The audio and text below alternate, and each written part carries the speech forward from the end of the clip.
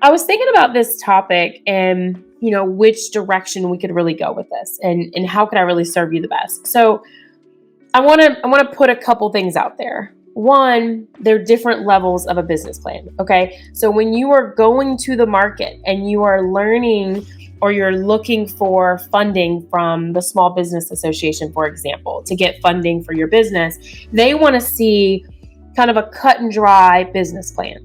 And there are different levels. So it's okay, I'm going to buy a franchise, or I'm going to start my own practice, or, I'm going to use the money this way, kind of a big picture, maybe who's going to be involved. And then there's the very detailed business plan where they want actual numbers. So for business plans, they can ask you for projections. So sometimes they want a 12-month projection when you're doing a business plan. Sometimes banks for funding or investors want a 2-year projection. So the type of business plan that you'll be required to have as an entrepreneur will vary depending on what your business is. Okay. So when you're getting into the franchise world as multi-franchise owners, our business plan is pretty much, hey, look, we're going to follow the franchise. We're going to use this money for marketing, employees. And it's more of a breakdown of what's already there.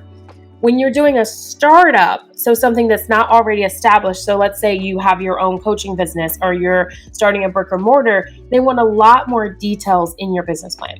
So when we talk about business plans and entrepreneurship, you really have to differentiate between the purposes. Is it a business plan for the express purposes of funding? If so, it's going to be tailored to why you would need the money and really demonstrating what the bankers like to see after we've underwritten several deals, and I suggest you do the same.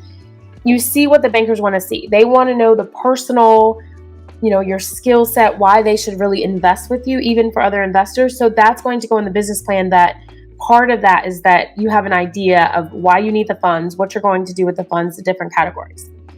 If it's a business plan for yourself, like when you're starting a business, that's a little different. That's more of, okay, what are my revenue goals? What are, what are the milestones that I will have in my business to achieve these? What are the things that I'm lacking in my business that I need to add? Do I need team members?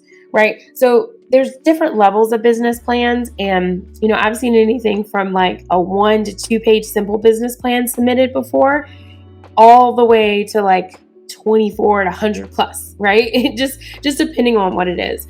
But even if you don't know what type of business plan you need for what it is that you're doing in your entrepreneur journey, having a business plan really forces you to think about the money and think about the numbers. And we always talk about return on investment, key performance indicators, right? So having a business plan will allow you to see what challenges you may have and plan for that accordingly. And then having a business plan also helps you to see what kind of help you need. So if you have a product or service, but you haven't figured out all of the costs associated with that product or service, or what other third parties you would need to deliver the service, stepping that out, planning that out in a business plan is really going to help you do that.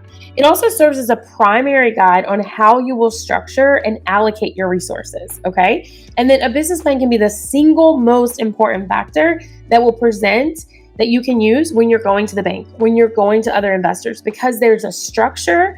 And when you have it together, like I'll never forget the first business plan that my husband did. When we first got into real estate investing, the bank was like, well, where's your business plan? So of course we had no idea what it was at the time. And at that point, we essentially Googled to figure out what we needed for the business plan. Google can be your friend. I'm telling you, like before you have that experience, you can just like fake it till you make it, right? And so the business plan can really be the most important factor to present to your investors or bankers, and it provides the structure and confidence that they need to make a decision about your funding. So if we weren't able to Google or find a simple starter business plan, why would they give us any money for real estate? Like they would have thought we didn't know what we were doing, So it's kind of like proof is in the pudding. Like honestly, a lot of bankers, I feel like they've asked me for things and they know I've never done it before, and they really want to see like what I'll do. Right? I'm going to ask for help, and I suggest you do too if you haven't done it. And then finally, a business plan can really be your plan of action. Okay. So by laying out milestones, you set goals that you can achieve in short, mid, and long-term goals. So a business plan can be your vision board for where you see your entrepreneurship going. what, your biggest dreams. Like they say, the big, hairy, audacious goals, right? Like BHAGs, if you haven't heard of that. And to do that, to determine first, you want to figure out whether you have a solid business idea. And if you're going through a business plan and you're struggling, you may not have a solid business idea, right? So planning that out, doing the research, having that document ready is really going to set you up for success. So, was that helpful? Did you learn something? Let me know your takeaways. Just let me know if there are any questions in the Facebook group. Let me know what topics you really want me to get into. I don't know how many of you are at the stage now where you're doing a business plan. Have you done business plans before? I think a big part of business plan is that you again really have to know like what the purpose is. Okay. So there won't be any large project that you're going to do where you won't be required at some point to do a business plan. So if this is your introduction to business plan, I hope this is helpful. All right, guys, that's going to be it for me. It's a short night. It's been a long, crazy day. I don't really know why. I don't know if it's the Halloween season, but let me know your takeaways in the comments. I will come back to ask any questions if there are any. And then I want to make sure today was episode number 20 on the podcast. So I'm super excited. Jessica, if you can drop that link, I would love for you to go out and listen to the 20th episode. If you haven't subscribed, we would love for you to subscribe. If you love it, you get value, please leave us a 5-star review and refer it to your friends. All right, gang, thank you so much for joining me here tonight. I'm Dr. Melva. I appreciate you showing up live and joining me or catching the replay in the 1% Code Live show, and we will see you next week. Thank you so much. Bye.